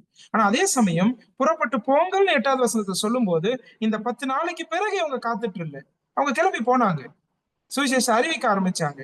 அவர் போங்கன்னு சொல்றாரா, போங்க. காத்திருங்கன்னு சொல்றாரா, காத்திருங்க. இது ரெண்டுமே ரொம்ப முக்கியம். காத்திருங்கன்னு சொல்லும் போது அவசரப்படக்கூடாது. புறப்பட்டு போங்க அப்படின்னு சொல்லும் போது தாமதிக்க கூடாது. சரியா? ரெண்டுமே தப்பு. ரெண்டுமே ஆண்டவருடைய பார்வையில பாவம் தான். அப்ப ஆண்டவர் கொடுக்கிற அந்த கட்டளைக்கு நம்முடைய வாழ்க்கையில நம்ம கீழ்ப்படிய வேண்டும். காத்திருக்கிற நேரம் அது வீணான நேரம் அல்ல. கர்த்தர் நம்மை வணைகிறார், நம்மை புடமிடுகிறார், நம்மை தயார்படுத்துகிறார், நம்மை பலப்படுத்துகிறார். அந்த அனுபவத்தோடு ஊழியத்துக்கு போகும்போது, அந்த அனுபவத்தோடு சபை ஒரு காரியத்தை செய்யும் போது அதுல கிறிஸ்து வெளிப்படக்கூடியவராய் இருக்கிறார். தேவனுடைய நோக்கங்கள் நிறைவேறும். சரியா? அந்த பொறுமை நமக்கு அவசியம். அதே சமயம் கிளம்பி போங்க அப்படின்னு சொல்லும் போது நம்ம தாமதப்படுத்தவும் கூடாது. லோத்துடைய மனைவியை ஓடிப்போன்னு சொன்னாரு, இல்லையா? அவங்க அந்த இடத்துல அவங்க பின் திரும்பி பார்த்ததை நம்ம பாக்குறோம். அங்கேயே உப்புத்தூணா மாறுறதை பாக்குறோம். அதே போல அங்க சோதம் குமாராவில எல்லாத்தையும் விட்டுட்டு ஓடுங்க அப்படின்னு சொல்லும் போது அவங்க தாமதித்து கொண்டு இருந்தார்கள்னு வாசிக்கிறோம். தூதர்கள் வந்து கையை பிடிச்சு கூட்டிட்டு போக வேண்டியதாயிடுச்சு, இல்லையா? அநேக இடங்கள்ல இதை நம்ம பாக்குறோம். ஒருவேளை நம்முடைய அவசரங்கள் அல்லது நம்முடைய தாமதங்கள் இது நிமித்தம் வாழ்க்கையில பல விஷயங்களை நம்ம இழந்து போயிருக்கலாம். ஆனா கர்த்தர் நம்ம கற்றுக் கொடுப்பது, காத்திருக்க சொல்லும் போது காத்திருக்க வேண்டும், நம்மை போக வேண்டும் என்று சொல்லும் போது நாம் போக வேண்டும். அதுக்கு பிறகு பாருங்க 7வது வசனத்துல 6, 7ல இப்ப பரிசுத்த ஆவிய பெற்றுக்கொள்ள போறீங்க அப்படின்னு சொன்ன உடனே உங்களுக்கு என்ன ஞாபகம் வந்துருச்சுன்னா, ராஜ்யம். சரி, அவங்க காத்து கொண்டிருக்கிற அந்த ராஜ்யம். ஏன்னா அந்த ராஜ்யத்தை குறித்து நம்ம பழைய ஏற்பாட்டுல படிக்கும்போது பரிசுத்த ஆவியானவர் நிறைவாய் அங்க ஊற்றப்படுவார் என்று சொல்லி யோவேல் சொல்றாரு, மற்ற தீர்க்கதரிசிகள்லாம் சொல்றாங்க. அப்ப உடனே அந்த கேள்வியை கேட்கிறாங்க. என்னன்னா, ஆண்டவரே இக்காலத்தில ராஜ்யத்தை இஸ்ரவேலுக்கு திரும்ப கொடுப்பீர் அப்படின்னு 6வது வசனத்துல கேட்கிறாங்க. அப்ப ஆண்டவர் ரொம்ப அழகா பதில் சொல்றாரு. பிதாவானவர் தம்முடைய ஆதீனத்திலே வைத்திருக்கிற காலங்களையும் வேலைகளையும் அறிகிறது உங்களுக்கு அடுத்தது அல்ல. ஆனா நீங்க என்ன செய்யணும்? எனக்கு சாட்சிகளா இருப்பீர்கள். பாருங்க, பல நேரங்கள்ல எதிர்காலத்தை குறித்து அறிந்து கொள்ள பலர் ரொம்ப ஆர்வமா இருப்பாங்க. ஆனா நிகழ்காலத்துல என்ன செய்யணுமோ அதை கோட்டை விட்டுருவாங்க. சரியா? They were so curious about what is going to happen in the future, but they were not bothered about the present. ஆனா ஆண்டவர் இங்க பதில் கொடுக்கும்போது பாருங்க, இந்த எதெல்லாம் எந்தெந்த காலத்துல நடக்கணும்ன்றது என்னோட பிதாவுக்கு தெரியும். அவருடைய நேரத்துல அது நடக்கும். ஆனா நீங்க இப்ப என்ன செய்யணுமோ அதை கவனம் செலுத்துங்க. சரியா? ஆண்டவருடைய வாக்கு தத்தங்கள் நம்மை சோம்பேறிகள் ஆக்கிவிடக் கூடாது. மாறாக ஆண்டவருடைய வாக்கு தத்தங்கள் நம்மை செயல்படுகிறவர்களாய் மாற்ற வேண்டும். God's promises make us active, not passive. சரியா? ஆண்டவர் வாக்குத்தத்தம் கொடுத்திருக்கிறாரா, அவர் அதை நிறைவேற்றுவார் அப்படின்னு சும்மா உட்கார்ந்துட்டு இருக்கிறது இல்ல. காத்திருக்கிற நேரத்துல கூட செயல்படுவது அவசியம். சரியா? என்ன செய்யணும்னு அந்த நேரத்துல விரும்புறாரோ, இப்போ ஒரு நபரை உங்க சபையில இருந்து ஒருவேளை ஒரு ஊழியத்துக்கு கர்த்தர் அழைக்கிறாருன்னு சொன்னா, அவர் எந்தெந்த விதங்களில் எல்லாம் தன்னை ஆயத்தப்படுத்திக் கொள்ள வேண்டுமோ அதை ஆயத்தப்படுத்திக் கொள்வதற்கு தான் அந்த காத்திருப்பு நாட்கள். கவனிச்சீங்களா? இந்த 10 நாட்கள் கூட நீங்க பின்னாடி படிச்சு பாத்தீங்கன்னா 12வது வசனத்துல இருந்து 26ஆம் வசனம் வரைக்கும் நம்ம இப்ப தியானிக்க போறோம். இந்த வசனங்களை படிக்கும் போது அந்த 10 நாட்கள் அவங்க காத்திருக்கும் போது சும்மா இல்ல, 2 விஷயங்களை செஞ்சாங்க. ஒண்ணு ஜெபிச்சாங்க, இன்னொன்னு பாத்தீங்கன்னா 12வது அப்போஸ்தலனை தேர்வு செய்தார்கள். யூதாஸ் போயிட்டாரு, நமக்கு தெரியும் யூதாஸ் காரியர். அவருக்கு பதிலா மத்தியாவை தேர்வு செய்கிறார்கள். இந்த காத்திருப்பின் நேரங்களிலே அவர்கள் கர்த்தரை சார்ந்து செயல்படக்கூடியவர்களா இருந்தார். சரியா? ஆண்டவர் நம்ம சபைக்கு சில விஷயங்களை காத்திருந்து இதை செய்யணும்னு சொல்லும் போது ஆண்டவரை சார்ந்து அதற்கு கீழ்ப்படிவது மிகவும் அவசியம். ஓகே, இதெல்லாம் நம்ம இதுல கற்றுக்கொள்றோம். இப்படி ஆண்டவர் அவங்களோட நேரம் செலவழித்து தேவனுடைய ராஜ்யத்தை குறித்தெல்லாம் அவர்களோடு பேசி பரிசுத்த ஆவியானவரை நீங்க பெற்றுக்கொள்வீங்க அப்படின்னு சொல்லி அவருடைய ஞானஸ்நானத்தை, அவருடைய ஞானஸ்நானம் பாருங்க. பரிசுத்த ஆவியின் ஞானஸ்நானம்னா என்ன? நம்ம அடுத்த வாரத்துல கூட இதை நம்ம கற்றுக்கொள்ள போறோம், அப்போ சில 2ஆம் அதிகாரத்துல. ஆனா அதனுடைய ஒரு வரையறை மட்டும் நான் கொடுத்துடுறேன். பரிசுத்த ஆவியின் ஞானஸ்நானம் என்றால், ஒரு நபர் ரட்சிக்கப்படும் போது பரிசுத்த ஆவியானவர் அவரை கிறிஸ்துவின் சரீரமாகிய சபையில் இணைக்கிறாரு. அதுதான் பரிசுத்த ஆவியின் ஞானஸ்நானம். ஒரு நபர் எப்பொழுது ஆண்டவராகிய இயேசு கிறிஸ்துவை விசுவாசித்து அவரை ரட்சகராக ஏற்றுக்கொள்ளுகிறாரோ, அந்த ரட்சிக்கப்படுகிற நபரை சபையில் பரிசுத்த ஆவியானவர் இணைக்கிறாரு. அதுதான் பரிசுத்த ஆவியின் ஞானஸ்நானம். அப்ப அது நமக்கு எப்பொழுது நடக்கிறது என்று சொன்னால், நாம ரட்சிக்கப்படும் நேரத்திலே நடைபெறுகிறது. ரட்சிக்கப்படும் நேரத்துலதான் பரிசுத்த ஆவியின் ஞானஸ்நானம். அது தண்ணீர் முழுக்க ஞானஸ்நானம் கிடையாது. தண்ணீர் முழுக்க ஞானஸ்நானம் ரட்சிக்கப்பட்ட பிறகு நடைபெறுகிறது. ஆனா ரட்சிக்கப்படும் தருணத்திலே நடைபெறுவதுதான் பரிசுத்த ஆவியின் ஞானஸ்நானம். சரியா? இதை நம்ம புரிஞ்சுப்போம். அடுத்த வாரம் இதனுடைய காரியங்களை கொஞ்சம் டீட்டெயிலா நான் உங்களுக்கு கத்துத்தரேன். ஆனா இந்த இடத்துல பரிசுத்த ஆவியினாலே நீங்க ஞானஸ்நானம் பெறுவீர்கள் என்று சொல்லி ஆண்டவர் இயேசு கிறிஸ்து அவரிடத்துல சொல்லி அவர்களை காத்திருக்க சொல்லி அவர்களுக்கு தேவையான எல்லா தைரியத்தையும் பலனையும் அவர் கொடுத்து அதுக்கு பிறகு அவர் பரமேறி செல்லுவதுதான் 9, 10, 11 வசனங்கள். We read about the ascension of Christ. இதுல 4 விஷயங்களை உங்களோட கவனத்துக்கு கொண்டு வரேன். இந்த 4 விஷயங்கள் ரொம்ப முக்கியம். ஒரு மேகம் அவரை எடுத்துக்கொண்டது. 9வது வசனம் பாருங்க, நான் ஃபுல்லாவே படிக்கிறேன். இவைகளை அவர் சொன்ன பின்பு அவர்கள் பார்த்து கொண்டு இருக்கையில் உயர எடுத்துக்கொள்ளப்பட்டார். அவர்கள் கண்களுக்கு மறைவாக ஒரு மேகம் அவரை எடுத்துக்கொண்டது. அத மனசுல வைங்க.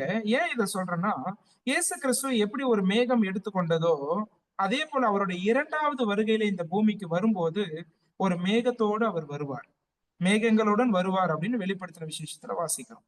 அடுத்தது 2வது 11வது வசனத்துல அவர்கள் அன்னார்ந்து பார்த்து கொண்டு இருக்கும் போது அவர் எழுந்தருளி போனார். அது நம்ம 11ல படிக்கிறோம். இந்த சீஷர்கள்லாம் பார்த்துட்டு இருக்கிறாங்க, இந்த அப்போஸ்தலர்கள் பார்த்துட்டு இருக்கிறாங்க. பார்த்துட்டு இருக்கும் போதே அவர் அப்படியே எழுந்தருளி போறார்.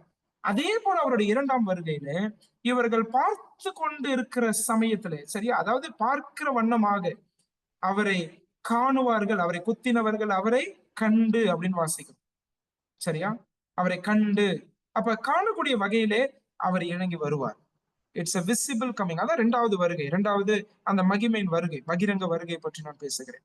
அடுத்தது பாருங்க, இந்த 12 11வது வசனத்துல படிக்கும்போது இந்த இயேசுவானவர் அப்படின்னு சொல்றாங்க பாருங்க. உங்களிடத்திலிருந்து வானத்துக்கு எடுத்துக்கொள்ளப்பட்ட இந்த இயேசுவானவர். சரியா? இதை ஏன் நான் வலியுறுத்தி சொல்றேன்னா, இதே இயேசுவானவர் மீண்டும் திரும்பி வருவார். அப்படின்னா அதே சரீரத்தோடு அவர் வருவார். சேம் பாடி. எந்த சரீரத்தோடு அவர் எழுந்தருளி போனாரோ அதே சரீரத்தோடு அவர் வருவார். சரியா? அடுத்தது 4வது 12வது வசனத்துக்கு நீங்க வரும்போது ஒலிவ மலைன்னு படிப்போம். இதெல்லாம் எங்க இப்ப நடந்துட்டு இருக்குது அப்படின்னா ஒலிவ மலையில நடந்துட்டு இருக்குது.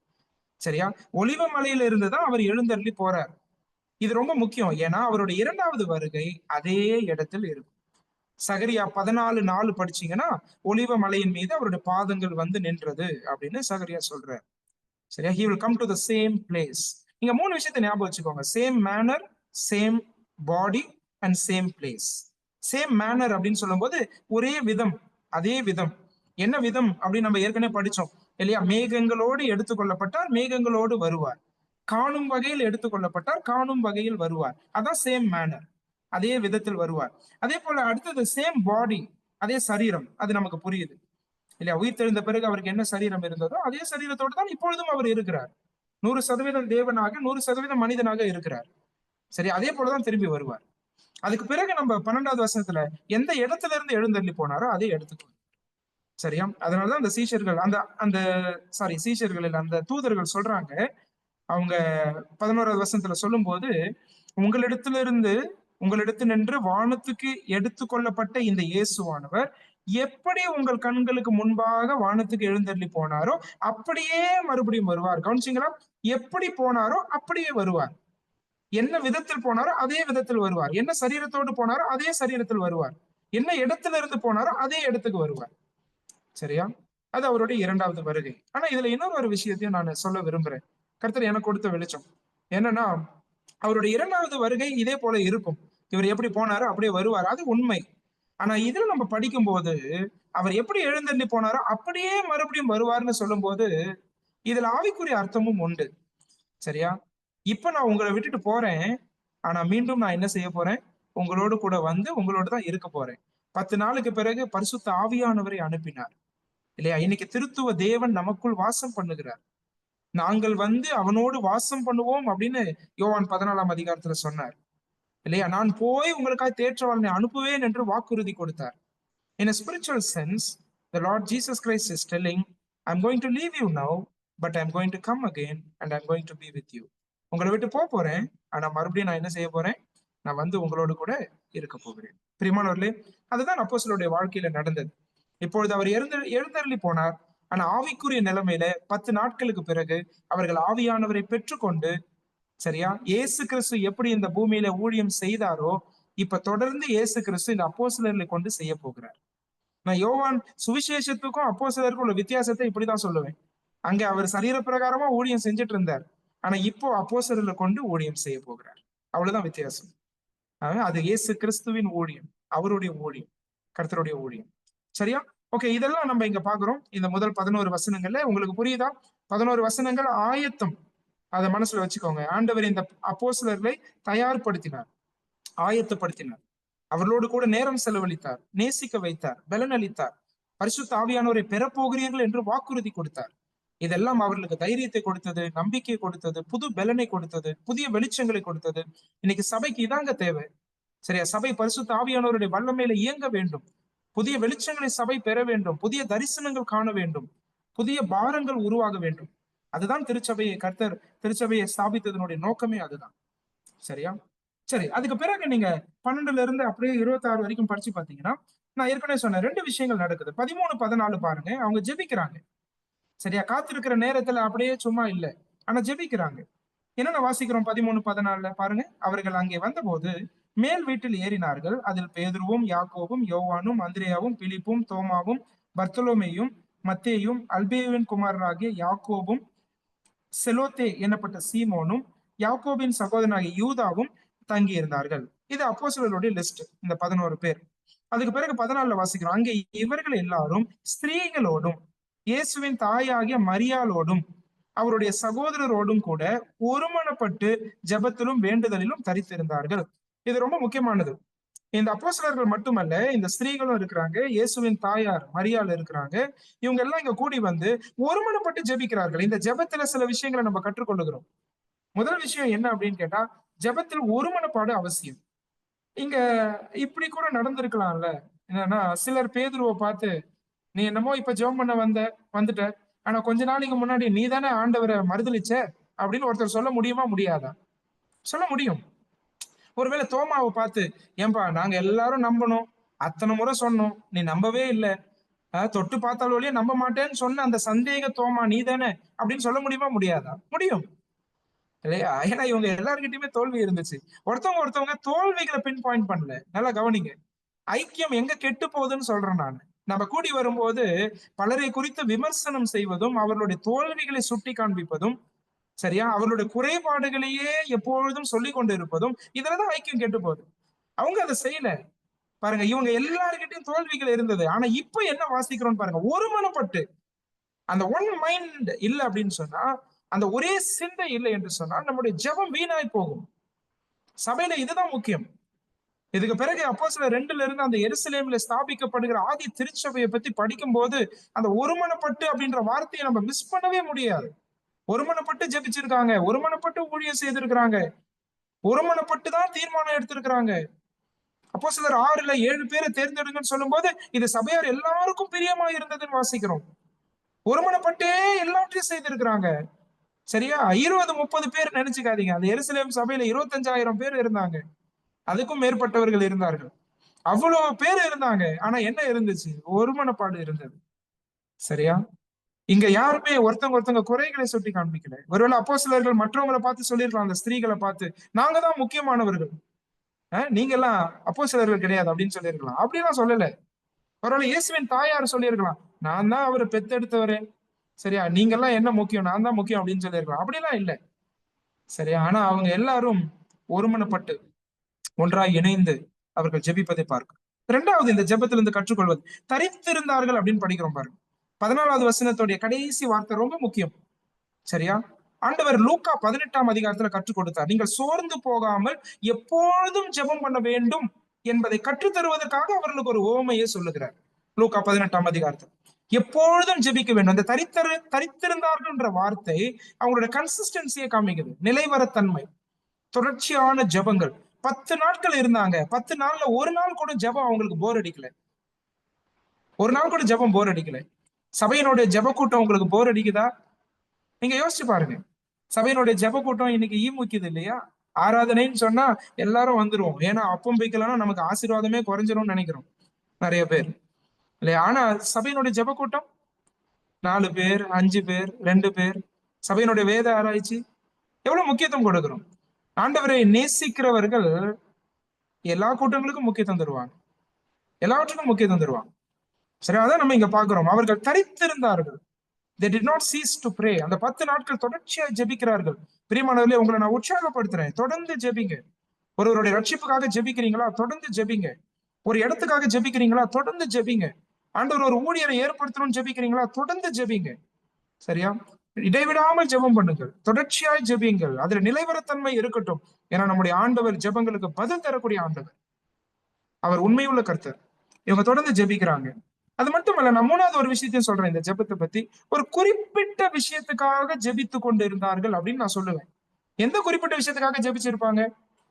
இவங்க ஒரே ஒரு விஷயத்துக்காக தான் ஜெபிச்சிருப்பாங்க. என்னன்னா, பரிசுத்த ஆவியானவரை பெறுவதற்காக. இல்லையா? அப்புறம் கொஞ்ச நேரம் கொஞ்சம் வசனங்கள் கழிச்சு படிக்க போறோம். 12வது அப்போஸ்தலனை தேர்ந்தெடுப்பதற்கு முன்பதாக யாரை தேர்ந்தெடுக்க வேண்டும் என்று குறிப்பிட்ட நிலைமையில் ஜெபித்தார்கள். இது 2ம் நமக்கு இங்க க்ளூ இருக்குது. சரியா? நான் ஏன் இதை சொல்றேன் அப்படின்னு கேட்டா, நம்முடைய ஜெபம் அப்படி பொதுவான நிலைமையில இருப்பது கர்த்தர் விரும்புகிற ஜெபம் அல்ல. ஆனா குறிப்பிட்ட நிலைமையில இருக்கட்டும். பொதுவா சாலிகிராம சபை ஆசீர்வதிங்கன்னு யார் வேணா ஜெபிக்கலாம். ஆனா குறிப்பிட்ட ஒரு விசுவாசியோடைய பெயர் சொல்லி, அவருடைய விஷயங்களை சொல்லி நீங்க ஜெபிக்கிறீர்களா?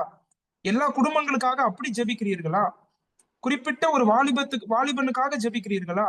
குறிப்பிட்ட ஒரு சின்ன பிள்ளைக்காக ஜெபிக்கிறீர்களா? குறிப்பிட்ட இடத்துக்காக, குறிப்பிட்ட நாட்டுக்காக, குறிப்பிட்ட மாவட்டத்துக்காக, குறிப்பிட்ட ஒரு பழங்குடியினர் வகுப்புக்காக, குறிப்பிட்ட ஒரு குடும்பத்துக்காக நீங்கள் ஜெபிக்கிறீர்களா? அதை செய்யுங்க. Let your prayers be specific. காரணங்களை கேட்டு ஜெபிங்க. பிரதர், உங்களுக்காக நான் எதுக்கு ஜெபிக்கணும் சொல்லுங்க, ஜெபம் பண்றேன். இப்ப இதெல்லாம் இதுல கத்துக்கிறோம். இந்த 3 விஷயங்களை மறந்து விட வேண்டாம். ஜெபத்துல ஒரு மனப்பாடு அவசியம், அதே போல தொடர்ந்து ஜெபிப்பது அவசியம், நிலவரத்தன்மை அவசியம், அதே போல குறிப்பிட்ட ஜெபங்களை கர்த்தர் விரும்புகிறார். சரியா? அது உங்களுடைய அன்பு காண்பிக்குது இல்லையா? ஒரு பிரதர் வந்து அப்படியே ஆவிக்குரிய நிலைமையில வளரட்டும் அப்படின்னு சொல்றது வேற. ஆனா அந்த நபருடைய குறைகள் எல்லாம் சொல்லி அவரை எதுல நிறைவாக்கணும் ஆண்டவர்கிட்ட அந்த போராடுறோம் தெரியுமா, அது ரொம்ப முக்கியம்.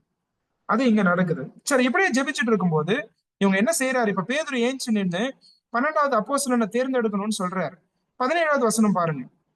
17வது வசனத்தை சொல்றார், யூதாசை பத்தி சொல்றார். 16, 17 படிக்கிறேன். சகோதரரே, இயேசுவை பிடித்தவர்களுக்கு வழிகாட்டின யூதாசை குறித்து பரிசுத்த ஆவி தாவீதின் வாக்கினால் முன் சொன்ன வேத வாக்கியம் நிறைவேற வேண்டியதா இருந்தது. அவன் எங்களில் ஒருவனாக எண்ணப்பட்டு இந்த ஊழியத்துல பங்கு பெற்றவனாய் இருந்தான். இது எவ்வளவு பெரிய ஸ்லாக்கியம் இல்லையா? யூதாசை பத்தி நினைக்கும் போது நம்ம ரொம்ப ஃபீல் பண்றோம். ஏன்னா இவனுக்கு கொடுக்கப்பட்ட அந்த பங்கு, அந்த ஊழியம் வந்து ரொம்ப பெருசுங்க, ரொம்ப பெரிய ஸ்லாக்கியம். அதை பேதுரு சொல்லும் போதே ரொம்ப அழுதுட்டே தான் சொல்லியிருப்பார். எங்களில் ஒருவனாக எண்ணப்பட்டான் இவன், இந்த ஊழியத்தில் பங்கு பெற்றவனாய் இருந்தான். ஆனா 20வது வசனத்துக்கு நீங்க வந்து பாத்தீங்கன்னா அதுல வாசிக்கிறோம் என்னன்னு கேட்டா, பேதுரு அதை சொல்றாரு, அவனுடைய கண்காணிப்பை வேறு ஒருவன் பெற கடவன் அப்படின்னு சொல்றாரு. யூதாஸ் இந்த ஸ்லாக்கியத்தை இழந்து போனா. இது நிறைய பிராக்டிக்கல் லெசன்ஸ் இதுல நம்ம கத்துக்கிறோம் இல்லையா? யூதாஸுக்கு கொடுக்கப்பட்ட ஊழியத்தை செய்யறது என்பது அவனுக்கு கிடைச்ச மிகப்பெரிய ஆசீர்வாதம், மிகப்பெரிய ஸ்லாக்கியம். ஆனா அவன் என்ன செய்தான் நமக்கு தெரியும். 18ல வாசிக்கிறான், அநீதத்தின் கூலியினால் அவன் ஒரு நிலத்தை சம்பாதித்து தலைகீழாக விழுந்தான். அவன் வயிறு வெடித்து குடல் எல்லாம் சரிந்து போயிற்று இல்லையா? எருசலேமிலோட குடிகள் எல்லாம் இதை அறிஞ்சிருக்கிறீங்கன்னு சொல்றாரு. அவன் இயேசு கிறிஸ்துவை காட்டி கொடுத்தது மட்டுமல்ல, அதற்கு பிறகு அவன் அந்த வாய்ப்பு, கர்த்தர் கொடுத்த அந்த மனம் திரும்புகிற வாய்ப்பை அவன் மிஸ் பண்ணிட்டான். சரி, அதை இழந்து போனான்.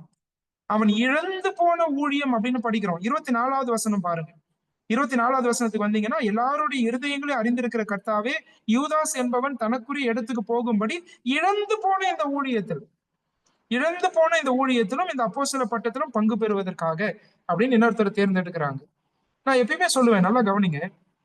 நான் ஊழியம் செய்யல அப்படின்னு சொன்னா ஆண்டவருக்கு எந்த இழப்பும் கிடையாது. நான் ஊழியம் செய்யலன்னா ஆண்டவருக்கு எந்த இழப்பும் கிடையாது. இங்கேயே நமக்கு அது சாட்சி இருக்கு. யூதா செய்யாத ஊழியத்தை இப்ப யாரை எழுப்புறார்? கர்த்தர் மத்தியாவை எழுப்புறார். அவர் யாரை வேணா எழுப்பி செஞ்சுப்பாரு. சரி, அவருடைய நோக்கங்கள் எல்லாம் பாதிக்கப்படாது. என்னோட தோல்வி கூட அவருடைய நோக்கங்களுக்கு கான்ட்ரிபியூட் பண்ற மாதிரி அவர் ஓவர் ரூல் பண்ணுவார். அதுதான் அவருடைய இறையாண்மை. சரியா? அவருடைய திட்டத்திற்கு பங்களிக்கத்தக்கதா என்னுடைய தோல்விகளை கூட நன்மையான அவருடைய திட்டங்களுக்கு ஏதுவாய் பயன்படுத்துகிற சர்வ ஞானமுள்ள ஆண்டவர் தான் நம்முடைய ஆண்டவர். ஆனா ஒண்ணு புரிஞ்சுக்கோங்க, ஆண்டவர் என்னை அழைச்ச அழைப்புக்கு நான் கீழ்ப்படியாம போனேன்னா அந்த இழப்பு ஆண்டவருக்கு அல்ல, அந்த இழப்பு எனக்கு தான். இந்த இழப்பு யாருக்கு அப்படின்னு கேட்டீங்கன்னா யூதாசுக்கு தான். சரியா? யூதாசுக்கு கொடுக்கப்பட்ட அந்த வாய்ப்பை அவன் இழந்து போனான். பிரியமானவர்களே, ஆண்டவர் உங்களை அழைத்து கொண்டு இருக்கிறாரா? ஊழியத்துக்கு அழைக்கிறாரா? மகனே இதை செய், மகளே இதை செய் என்று அநேக நாட்கள் உங்களோடு பேசிக் கொண்டு இருக்கிறாரா? இந்த மண் பாண்டங்களில் பொக்கிஷத்தை பெற்றிருக்கிறோம்.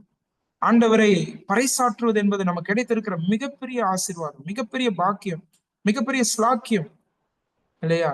ஆண்டவருடைய பெரிதான அந்த கிருபை நம்மை உண்மை உள்ளவர்கள் என்று எண்ணி இந்த ஊழியத்துக்கு ஏற்படுத்தி இருக்கிறார். திருச்சபைக்கு ஆண்டவர் கொடுத்திருக்கிற மிகப்பெரிய ஸ்லாக்கியம், அதை மேன்மையாக எண்ணி அவரை வெளிப்படுத்த வேண்டும். சபை மேன்மையாக எண்ணி அந்த ஊழியத்துல ஈடுபட வேண்டும். ஆனா அதை நம்ம மிஸ் பண்ணோம் அப்படின்னு சொன்னா, ஒருவேளை பிழைப்புக்கு அடுத்த அலுவல்களில் நீங்கள் சிக்கி கொண்டு இருக்கிறீர்களா? ஒருவேளை உங்களுடைய தினசரி வாழ்க்கையினுடைய காரியங்களே கர்த்தரை நேசிப்பதற்கு தடையா இருக்கிறதா? ஒருவேளை பண ஆசை உங்களுடைய இருதயங்களில் குடிகொண்டு இருக்கிறதா? இதனால கர்த்தருடைய அழைப்புக்கு கீழ்ப்படிய முடியாமல் தவிக்கிறீர்களா? ஒருவேளை உங்களுடைய சொகுசான சூழல், த கம்ஃபர்ட் ஜோன், அந்த சொகுசான சூழலில் நீங்கள் இருந்து ஆண்டவருக்காக சிலுவைகளை சுமக்க தயாராய் இல்லாமல் நீங்கள் இங்கேயே நீங்கள் மாட்டிக்கொண்டிருக்கிறீர்களா? என்ன காரணம் வேணா இருக்கலாம். ஆனா ஒரு நாள் ஆண்டவருடைய சமூகத்துக்கு வந்து நிற்கும் போது we should not be people who are regretting. பின் திரும்பி வாழ்க்கையை பார்க்கும்போது வருந்தக்கூடிய நிலைமை உங்களுடைய வாழ்க்கையில இருக்குமானால் நீங்க பெரிய ஸ்லாக்கியத்தை இழந்துட்டீங்கன்னு அர்த்தம். ஒருவேளை வாழ்க்கையை முடிக்கும் போது, வாழ்க்கையினுடைய அந்த கடைசி விளிம்புக்கு வரும்போது, ஆண்டவர் என்னை அழைத்தார், நான் இன்னும் அவருக்காக செய்திருக்கலாமே, அவரை நேசிச்சிருக்கலாமே, இந்த அழைப்புக்கு கீழ்ப்படியாம போயிட்டேனே அப்படின்னு நீங்க வருந்துனீங்க அப்படின்னு சொன்னா, நான் ஒண்ணு சொல்லுவேன், இந்த பூமியிலும் உங்களுக்கு இழப்பு தான், பரலோகத்திலும் உங்களுக்கு இழப்பு தான். பரலோகத்துல போய் வெறும் கையாய் நாம் நிற்க முடியாது இல்லையா? வெக்கத்தோடு நிற்க முடியாது, வெக்கத்தோடு அவரை பார்க்க முடியாது. பிரியமானவர்களே, ஆண்டவர் உங்களை கொண்டு சில விஷயங்களை செய்ய விரும்புகிறார். யூதாஸ் அதை இழந்து போனான். அந்த ஸ்லாக்கியத்தை மத்தியா பயன்படுத்திக்கிட்டார். இங்க ஆண்டவருடைய சித்தத்தின்படி மத்தியாவை தேர்வு செய்கிறார்கள். வேத வசனத்தின்படி இந்த காரியத்தை செய்கிறார்கள். ஜெபித்து இந்த காரியத்தை செய்கிறார்கள். அவங்க ஜெபிக்கிறாங்க இல்லையா? 23வது வசனத்துல அதை பாக்குறோம். அவங்க 2 பேரையும் நிறுத்தி வைக்கிறாங்க. 2 பேரையும் நிறுத்தி வச்சு ஜெபிக்கிறாங்க. 24வது வசனத்துல இந்த 2 பேர்ல 25 பாருங்க. இவ 2 பேரில் தேவரீர் தெரிந்து கொண்டவனை எங்களுக்கு காண்பித்தருளும் என்று ஜெபம் பண்ணி பின்பு அவர்களை குறித்து சீட்டு போட்டார்கள். சீட்டு மத்தியாவின் பேரில் விழுந்தது. அப்பொழுது அவன் 11 அப்போஸ்தலருடனே சேர்த்து கொள்ளப்பட்டான். சரியா? இத சரியா செய்யறாங்க. இது பேதுரு பண்ண ஒரு தப்புன்னு நினைச்சுக்காதீங்க. இதை சீஷர்கள் பண்ண தப்பு கிடையாது. ஆண்டவருடைய வேத வசனத்தின்படி ஜெபம் செய்து ஆண்டவருடைய சித்தத்தின்படி சீட்டு போட்டு, அந்த நாட்களில் சீட்டு போடுதல் மூலமாய் தேவ சித்தத்தை அவர்கள் அறிந்து கொண்டார்கள். ஏன்னா இது பழைய ஏற்பாட்டு காலம். சரியா? 2 விஷயத்த சொல்றேன். வேதம் முழுசா முடியல. வேதம் நிறைவாய் இவர்களுடைய கையில வரவில்லை. இவங்க கிட்ட இருந்தது பழைய ஏற்பாடு மட்டும்தான். புதிய ஏற்பாடு இன்னும் எழுதப்படல. சரியா? அடுத்தது 2வது சொல்றேன். பரிசுத்த ஆவியானவரையும் நிறைவாய் பெற்றுக்கொள்ளவில்லை. அது 2ஆம் அதிகாரத்துலதான் நடக்குது. ஆனா இன்னைக்கு நம்ம சீட்டு போட்டு தேவ சித்தத்தை அறிஞ்சுக்கணும்னு அவசியம் கிடையாது. ஏன்னா பரிசுத்த ஆவியானவரை நிறைவாய் பெற்றுக் கொண்டிருக்கிறோம். முடிவடைந்த வேத வெளிப்பாடை கரங்களில் வைத்திருக்கிறோம். we have the completed Bible and we have the indwelling Holy Spirit. இவங்க போதுமே தேவ சித்தத்தை நமக்கு கற்றுக் கொடுக்க. வேதத்தை நேசிக்கிறவங்க, வேதத்தை படிக்கிறவங்க எப்படி தேவ சித்தத்தை அறிந்து கொள்ளாம போக முடியும்? பரிசுத்த ஆவியானவருடைய நிறைவால் வாழுகிறவர்கள் எப்படி தேவ சித்தத்தை கோட்ட விட முடியும்? கோட்ட விடவே முடியாது. சரியா? இதையும் நான் கொஞ்சம் தெளிவு பண்ணிடுறேன். ஆனா அந்த நாட்கள்ல இது தேவைப்பட்டது. சீட்டு போடுதல் என்பதும் கர்த்தர் வைத்திருந்த ஒரு வழிவகைதான். It was a divine method. அந்த நாட்கள்ல அப்படி செய்து மத்தியாவை யூதாசுக்கு பதிலாய் தேர்வு செய்கிறார்கள். பிரியமானவர்களே, நிறைய காரியங்கள் இன்னைக்கு நம்ம படிச்சோம். ஒருவேளை நான் கொஞ்சம் பிராக்டிக்கலா இதை உங்களுக்கு எடுக்கணும்னு சொல்லிதான் நான் விரும்பினேன். நிறைய நேரங்கள்ல அப்போஸ்தலர் எடுத்திருக்கிறேன். ஆனா இந்த நாள்ல கூட ஆண்டவர் கொஞ்சம் வித்தியாசமா நடத்தினாரு நான் சொல்லுவேன். ஒருவேளை உங்க சபைக்கு சில விஷயங்கள் அது தேவைப்பட்டிருக்கும். எனக்கு அது தேவை. அதனால கர்த்தர் இந்த வார்த்தைகளை நம்ம கொடுத்திருக்கிறார். நம்ம சிந்தித்து பார்ப்போம். ஆண்டவரோட நெருக்கமான உறவு நமக்கு எப்படி இருக்கிறது? அவருடைய உயிர்த்தெழுதின் வல்லமையில் வாழுகிறோமா? உயிர்த்தெழுந்த கிறிஸ்துவை சாட்சி பகிர்கிறோமா? நம்முடைய வாழ்க்கை பேசுகிறதா? வார்த்தையில பேசுகிறோமா? சிந்தித்து பார்ப்போம். அது மட்டுமல்ல, ஆண்டவர் நம்மை அழைக்கிறார் என்று சொன்னால் அந்த அழைப்புக்கு நாம் கீழ்ப்படுகிறோமா? அதை நாம் இழந்து விடுவோம் என்று சொன்னால் அந்த இழப்பு எனக்கு தான். இந்த பெரிய பாக்கியம் இந்த உலகத்துல கோணலும் மாறுபடான சந்ததி நடுவில் ஜீவ வசனத்தை பிடித்து கொண்டு சுடர்களை போல நீங்க பிரகாசிக்க பெரிய வாய்ப்பை ஆண்டவர் தந்திருக்கிறார். சாலிகிராமம் திருச்சபைக்கு பெரிய வாய்ப்பு. உங்களை சுற்றி இருக்கக்கூடிய அறியாதவர்களுக்கு கிறிஸ்துவை வெளிப்படுத்த பெரிய வாய்ப்பு. அந்த வாய்ப்பை நம்ம இழந்துட வேணாம். நம்முடைய குறிக்கோள் எல்லாம் ஆண்டவரை வெளிப்படுத்துவதாக இருக்கட்டும். நம்முடைய ஆசை எல்லாம் அவருடைய ராஜ்யத்தையும் அவரையும் சார்ந்ததாக இருக்கட்டும். இந்த பூமியிலே ஆண்டவர் மட்டுமே, இயேசு கிறிஸ்து மட்டுமே நம்முடைய ஆசையா இருக்கட்டும். அந்த நிலைமையில தொடர்ந்து வாழ்வோம். ஆண்டவருடைய உயிர்த்தெழுதின் வல்லமையில வாழ்வோம். அவருடைய நெருக்கமான உறவிலே பலப்படுவோம். கர்த்தர் நம்மை ஆசீர்வதிக்கட்டும். வரக்கூடிய வாரத்துல நம்ம அப்போஸ்தலர் 2ஆம் அதிகாரத்துல இருந்து நம்ம தொடர்ந்து படிக்கலாம். ஆண்டவருடைய நாமம் மகிமைப்படுவதாக. ஆமென். Thank you very much brother. Thank you. இப்பொழுது நம்முடைய சகோதரர் மணிவேல் அவர்கள் ஜெபம் செய்து கூட்டத்தை நிறைவு செய்வார்கள். சகோதரர் மணிவேல் ஜெபம் செய்வோம். பரலோக பிதாவே, நன்றியோடு ஸ்துதிக்கிறோம், ஸ்தோத்தரிக்கிறோம். முத்தகுமாரர் ஆண்டவராக இயேசு கிறிஸ்துவாக நன்றியோடு ஸ்துதிக்கிறோம், ஸ்தோத்தரிக்கிறோம். ஆண்டவரே, இந்த ராத்திரி வேளையிலே நாங்கள் உயிர்த்திருந்த வல்லமை இயேசு கிறிஸ்து நாமத்தினாலே நாங்கள் கூடி வந்து ஒரு அழிவில்லாத வேத வசனத்தை நாங்கள் தியானிப்பதற்கு, கேட்பதற்கு எங்களுடைய வாழ்க்கையில் கிடைத்த பெரும் ஆசீர்வாதம் பாக்கியத்திற்காகவும் நன்றியோடு ஸ்துதிக்கிறோம், ஸ்தோத்தரிக்கிறோம்.